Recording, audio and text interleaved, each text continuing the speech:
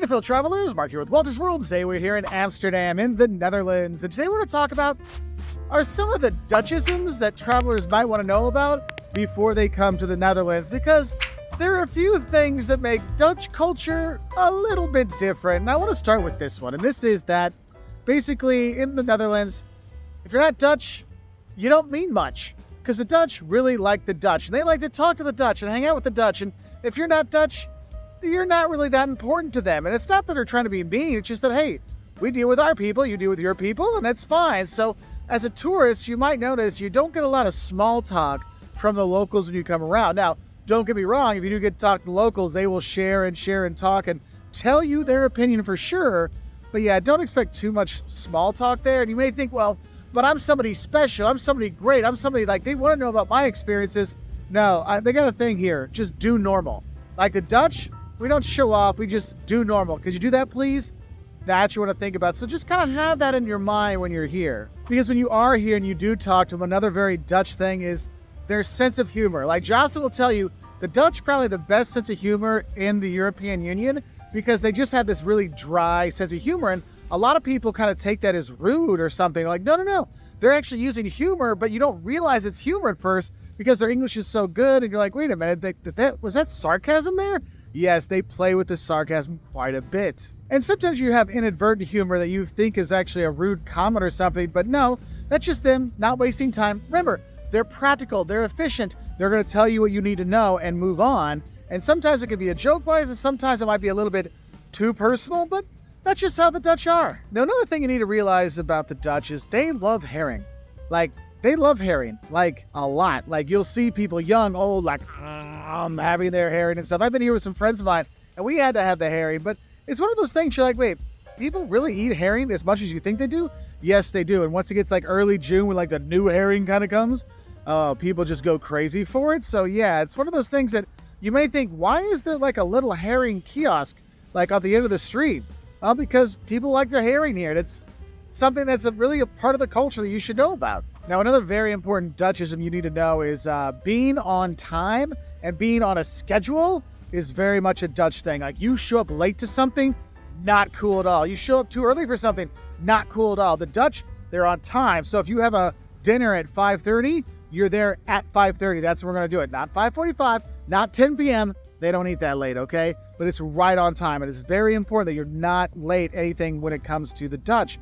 But also kind of going along with that, I would say is the importance of having a schedule if you are a Dutch, okay? Because the Dutch, I mean, literally, like if you want to do something with somebody, don't do a last minute, like, hey, you want to get together tonight? You got to plan these things out, because they seem to be like the most organized, planned out people. Like, well, tonight I'm going out with Jans, and then tomorrow I got Arnaud, and then I got my friends coming into town.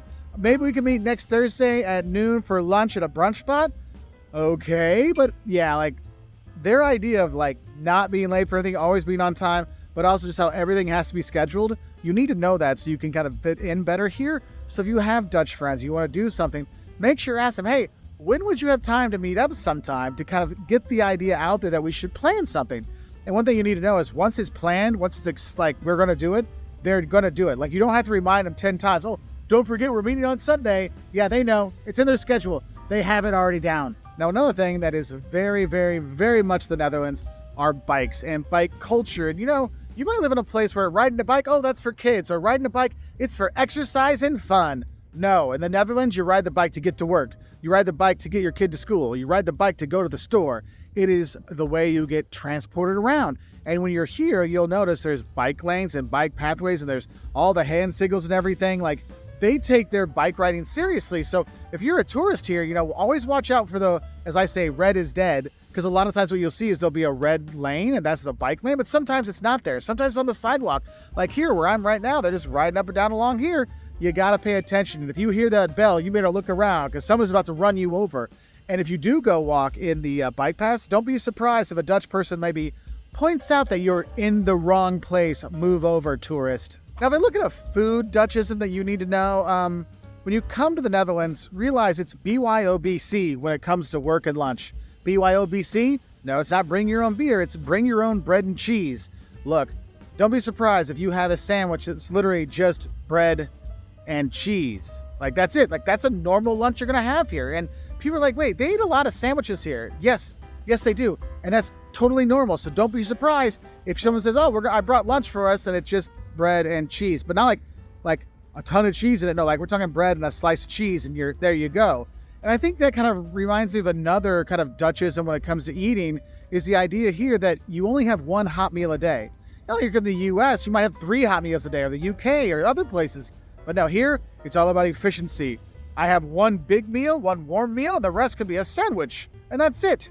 And the thing is, when you see those sandwiches, sometimes in the morning to like spice it up a little bit, or for a snack, it'll be the bread and the butter, and they'll put chocolate sprinkles on it to like spice things up a bit, right? So just know, not a lot of warm meals. Your friends, if they know that you already had a hot lunch, they'll be like, wait, you're having another warm meal? That doesn't fit in my schedule. So just know you might freak them out if you have too many warm meals. Though that and the bikes may explain why they're so thin when you're here. Another food culture thing here on Dutchism is Febo. And I know I'm probably saying it wrong, but it's named after the first street they were actually on. It's these vending machines.